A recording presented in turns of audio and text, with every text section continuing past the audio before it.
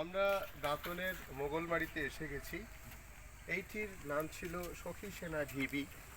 এইখানটা দেখুন, আপনারা বুঝতে পারবেন যে একটা গেটের জায়গা আপনারা বুঝতে পারছেন। এই জিনিসটাকে খুঁড়ে তোলা হয়েছিল। অশোক দত্ত এসেছিলেন, তিনি খনন করেছিলেন, অনেকটা বেরিয়েছিল এবং এখানে দুটি বিহার আছে, যে কারণে এটাকে মহাবিহার বলা হচ্ছে। তারপরে সেটাকে আবার যাতে সংরক্ষণ করা যায় তার জন্য চাপা দেওয়া হয়েছে। এর তলায় অনেকটা রয়েছে। এইখানে দেখুন, গেটের মতো করে আপনারা কৌশল দেখতে পাবেন। এই সিঁড়ি, এই দিকটাও দেখুন, গেটের একটা অংশ দেখা যাচ্ছে। এইখানে ছোট ছোট ঘরে বৌদ্ধ শ্রমণেরা থাকতেন। তাদের পূজা পাঠের বেশ কিছু উপকরণ, বাসনপত্র, এমনকি সোনার গয়না পর্যন্ত পাওয়া গিয়েছে।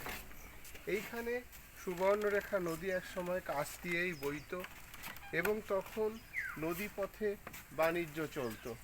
এইখানে গুরুত্বপূর্ণ বাণিজ্য কেন্দ্রও ছিল।